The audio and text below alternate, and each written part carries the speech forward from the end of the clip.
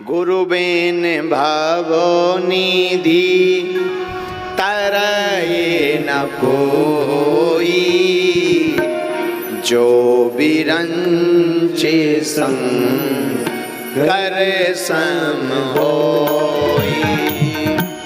गुरु बिन भवो निधि तरये न कोई, जो बिरंचे शंकर सम होई।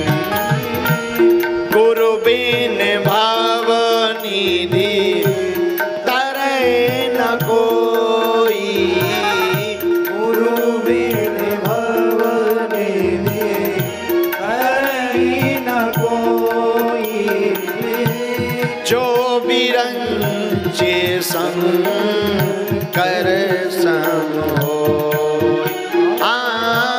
जो बिरंचे शंकर दोनों हाथ उठा करके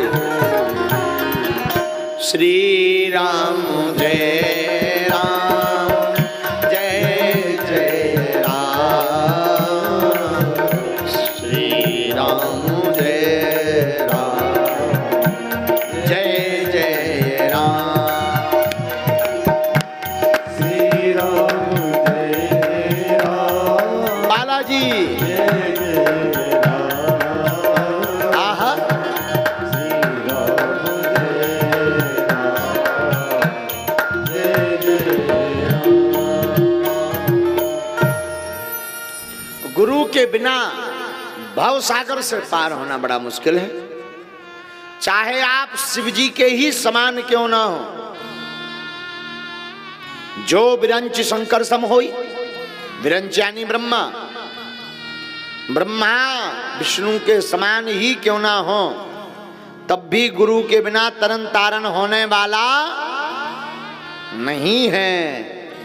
इसलिए मेरे पागलों, सदैव एक बात याद रखना, गुरु के चरणों से निरंतर सतत जुड़े रहना। गुरु कोई व्यक्ति नहीं होता है, गुरु तो एक पदवी का नाम है। जो गुरु पदवी का आश्रय लेता है उसका बेड़ा पार होता है। इसलिए गुरुदेव के चरणों से सतत जुड़ो। श्री गुरु पद नख मणिगण ज्योति, सुमरति दिव्य दृष्टि ही होती। जो निरंतर अपने गुरुदेव के चरणों का, नखों का ध्यान करता, पाद कमलों का ध्यान करता, मेरे प्यारे पागलों, उसके जीवन में उसकी स्वयं की दिव्य दृष्टि खुल जाती है। हाँ, बहुत से लोग कहते हैं महाराज हमारा कल्याण नहीं हो रहा, बुद्धि काम ही नहीं कर रही। बुद्धि काम नहीं कर रही तुम गुरु जी के चरण पखारो, गुरु जी के चरणों का चरणों तक लो, गुरु चरणों की सेवा करो। हम नहीं कह रहे, रामचरितमानस कह रही, और रामचरितमानस में गोस्वामी जी कह रहे श्री गुरु पादेनक मणिगण ज्योति, सुमिरत दृष्टि होती, सुमिरति देव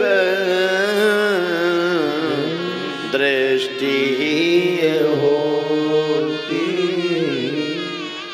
जो गुरु के चरणों का निरंतर ध्यान करता, उसकी दिव्य दृष्टि हो जाती है। हाँ, दिव्य दृष्टि क्या कहलाती? ये जो दो आंखें हैं, इससे आप देख सकते हो संसार, बढ़िया बढ़िया टेंट, बढ़िया बढ़िया मकान, बड़ी बड़ी गाड़ी, परिवार, लोगों का स्वरूप श्रृंगार दर्शन कर सकते हो। लेकिन अगर परमात्मा के श्रृंगार का दर्शन करना है या परमात्मा की लीला का दर्शन करना है तो दिव्य दृष्टि जरूरी है। और दिव्य दृष्टि भी साधारण मिलने वाली नहीं है। बोलो सीताराम। दिव्य दृष्टि कैसे मिलेगी? जब आप निरंतर गुरुदेव के चरणों का ध्यान करेंगे। अरे हमारी पुरानी कहावत है, मताई बाप की डांट और गुरु की लात, जिसने खा ली उसका बेड़ा पार हो गया। अब इसका मतलब ये नहीं कि तुम ऐसा कर्म करो कि गुरु तुम्हें लात ही मारत रहे। हाँ, चाहे जब लात खाते रहो, ना ना ना ना, ऐसा काम मत करना कि गुरु की लात ही खाते रहो। हमारे कहने का मतलब है गुरु की कृपा का पाद प्रहार कल्याण कर देता है। आहा हा, गुरु के चरण पापों को मिटा देते, संताप मिटा देते, त्रिताप मिटा देते हैं। अच्छा महाराज, किसी का कल्याण हुआ, अनेक संतों, अनेक शिष्यों का, अनेक चेलों का कल्याण हुआ। एक कन्या थी जिसका नाम था बैराग्यवती। राजा की बेटी थी, नाम था बैराग्यवती। क्या नाम था? बैराग्यवती। ऊंचे खानदान की बिटिया, लेकिन सतत निरंतर ठाकुर जी की भक्ति में वो लगी रहती थी। ध्यान से सुनना ये कथा, भगवान का मिलना कठिन नहीं है, हमारा आपका गुरु का होना कठिन है। एक बार हमारा चंगीलाल, एक बार हमारा चेला चंगीलाल गुरु जी के पास गया, बोले गुरु जी चेला बना लो, चेला। गुरु जी बोले पहले 12 साल गौ चराओ, इसके बाद दीक्षा दें। और बोले अगर 12 साल बाद भी नहीं दी, बोले उसके बाद विचार करेंगे। चंगीलाल ने सोचा चेला बनने में तो ज्यादा कठिनाई है। अच्छा गुरु जी अगर गुरु बनना हो तो? बोले गुरु बनना हो तो ज्यादा कोई कुछ नहीं करना है, सीधे बैठ जाओ हमारे जैसे। शिष्य बनना कठिन है, गुरु बनना सरल है। गुरु बनना सरल है, पर गुरु होना बहुत कठिन है। शिष्य बन जाना तो सरल है, कान फुकवा लो, माला डाल लो, हो गए चेला। पर शिष्य होना बहुत कठिन है। होने का मतलब गुरु आज्ञा। उसी प्रकार गुरु बनना कठिन नहीं है, गुरु होना बहुत कठिन है। आहा हा। तो राजा की कन्या बैराग्यवती, वाह वाह, बैराग्यवती बड़ी धर्मपरायण, सदैव ठाकुर जी की भक्ति में रत रहती थी। गोविंद के गीत गाती, भगवान के भजन करती, भगवान को रिझाती थी। दिना रात बैराग्यवती ठाकुर जी की भक्ति में ही लगी रहती।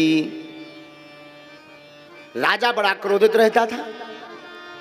एक दिन राजा ने कहा तू निरंतर भक्ति में लगी रहती, तेरा महल में रहना उचित नहीं है, तो एक काम कर मंदिर में ही रहे। तो किले के अंदर जो मंदिर था, मंदिर के बगल में एक महल बनवा दिया राजा ने। उसका दरवाजा बाहर की तरफ कर दिया, क्योंकि दिनाराम से दिना रात राधे कृष्णा वो उच्च स्वरों में गाती थी। राजा के कानों में बड़ी परेशानी होती थी। आहा हा, अब तो बैराग्यवती और बाबरी हो गई। अब तो किसी का भय नहीं, किसी की डांट नहीं।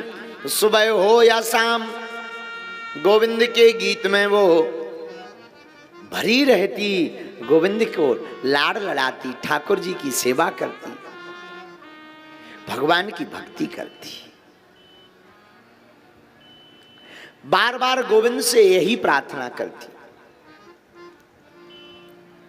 तुम बिन कौन हमारो, तुम बिन कौन हमारो, तुम बिन कौन हमारो, तुम बिन कौन हमारो। रोती रहती, अश्वन धारा उसकी बहती रहती। आंखों से धारा निरंतर बहती रहती। एक दिन एक चोर, चोरी करने वाला डकैत ने महल के पीछे चोरी करने का विचार किया, तो जहां वैराग्यवती रहती थी वहीं छिप गया, महल के पीछे। उसने कानों से सुना कि भगवान अब कृपा करो, ठाकुर अब कृपा करो। उसे लगा ये बढ़िया मौका है, इसको पागल बनाने में कोई ज्यादा दिक्कत नहीं है। वो बार बार प्रार्थना करती, संतों का संग मिले, गुरुओं का संग मिले, हे गोविंद ऐसी लीला करो, संतों का संग मिले। इसने सोचा ये बढ़िया उपाय है। तो डकैत ने झूठा भेष साधु का बनाया, झूठा। अब साधु बनना भी क्या कठिन है। पीले कपड़ा पहन लो, 2.5 एकड़ में चंदन लगा लो, 4-6 माला पहन लो बन गए साधु। साधु बनना सरल है, होना बड़ा कठिन है। होना बहुत कठिन है। तो साधु बनकर के वो डकैत उस राजा की बेटी वैराग्यवती के पास पहुंचा। देवी पानी पिलाओगी क्या? आइए भगवान, आइए आइए, आप ठीक पधारे। स्वागत किया संत जान करके, प्रणाम किया वैराग्यवती ने। भगवान पानी लीजिए। वैराग्यवती पानी लेकर के ही आई, तब तक इसने पैंतरा बदल लिया। ए सुनो, हम तो उसके हाथ से पानी पीते हैं जो गुरु दीक्षा लिए। क्या तुमने दीक्षा ली? दीक्षा तो नहीं ली, तब तो हम पानी नहीं पिएंगे, हम जाएंगे। महाराज जाइए मत, एक काम करो, आज तक हमने दीक्षा तो ली नहीं, आप ही दीक्षा दे दो, पर भोजन पालो, पानी ग्रहण कर लो। डकैत ने सोचा ये तो बढ़िया रहा। देखो हम दीक्षा तो देंगे पर यहां नहीं, कहां? जंगल में। चलो सामान उठाओ, जो आज्ञा भगवान। वो तो संतों के प्रति बड़ी समर्पित थी। ऐसे नहीं, जितने गहने सोना चांदी हो सब पहनकर दीक्षा लेनी चाहिए। वैराग्यवती भी भोली वाली, जय हो आपकी। राजसी कन्या, राजा की कन्या, महंगे महंगे गहने सोने चांदी उसने पोटली में बांधे, कुछ धारण किए। महाराज अगर आपकी आज्ञा हो तो मैं कुछ वहीं धारण कर लूंगी। ठीक है। जंगल में लेवा गया, जंगल में ले जा करके आहा हा आंख बंद करवाई, एक वृक्ष से बांध दिया और कहा सुनो, जब तक हम वापस आ ना जाएं स्नान पूजा करके तब तक तुम आंखें मत खोल लेना, हमारी आज्ञा है। और गुरु आज्ञा का उल्लंघन करोगी तो महापाप की भागीदार नहीं बनोगी। भगवान हम नहीं खोलेंगे। आंखें बंद करवा दी, संपूर्ण संपत्ति ली उस डकैत ने और लेकर के भाग गया। 1 दिन हो गए, 2 दिन हो गए, राजा को खबर लगी कि हमारी कन्या तो महल में नहीं है। तो ढूंढा गया, कहां गई?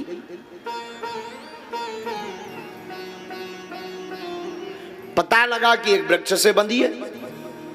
राजा मनाने गया, बेटी चलो। तो चिल्ला करके बोली, पिताजी मेरा मरा मुंह देखना, अगर मेरा बंधन खोलो तो। मेरा बंधन तो मेरे गुरुदेव ही खोलेंगे।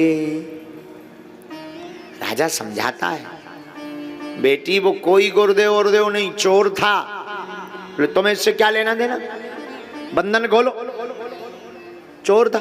कन्या कहती, आपको इससे क्या लेना देना, हमारे गुरु की निंदा मत करो, हमें अपने गुरुदेव पर विश्वास है, वो आएंगे, हमारा बंधन भी खोलेंगे और हमें दीक्षा भी देंगे। आंखों में आंसू भर भर के रोती रही, आंखें नहीं खोली। 7 दिन बीत गए। एक दिन श्री नारद जी वहां से निकले। क्या हुआ राजन? भगवान ऐसी ऐसी बात है। नारद जी श्री हरि विष्णु के पास गए।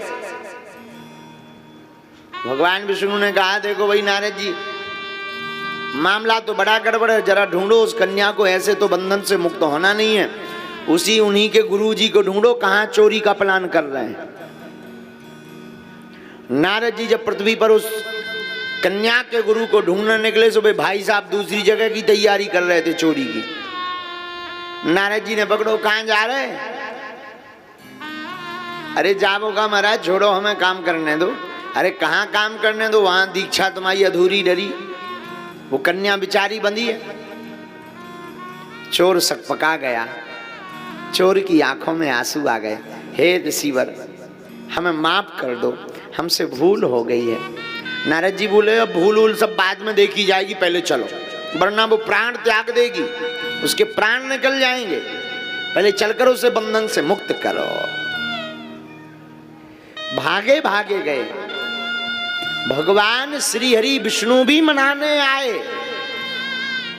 देवी हम भगवान हैं, हमारी आज्ञा मानो, तुम आंखें खोल लो, पानी पी लो, प्रसाद पालो। वो चोर था। कन्या कहती आप विष्णु नहीं चाहे जो हो, आपको हम प्रणाम कर रहे हैं अगर आप भगवान हो तो, बाकी हम बिना गुरु आज्ञा के नेत्र खोलने वाले नहीं हैं। अब तो भगवान विष्णु ने फिर पुकारा नारद जी को, नारद जी जल्दी ले आओ भाई साहब, बड़ी देर रह जाएगी नहीं तो। नारद जी हाथ पकड़ करके जब उस चोर का जबरदस्ती लेकर आए, जब चोर ने आज्ञा दी कि बेटी जो है, बिटिया हम आ गए, खोलो आंखें, गुरु की वाणी को वो पहचान गई, यही हमारे गुरु, अरे गुरुदेव आपकी जय हो। और जैसे ही नेत्र खोला तो गुरुदेव भगवान नारद जी, भगवान श्री हरि विष्णु सब सन्मुख खड़े हुए थे। तो उसके पिता ने कहा कि क्या फायदा मिला, चोर था ये। तो वैराग्यवती हाथ जोड़ करके कहती है पिताजी क्या नहीं मिला, ना हमारी गुरु पर इतनी निष्ठा होती, न आज गोविंद हमें खोलने के लिए आते। गुरु पर हुई निष्ठा, भगवान स्वयं दौड़े चले आते हैं।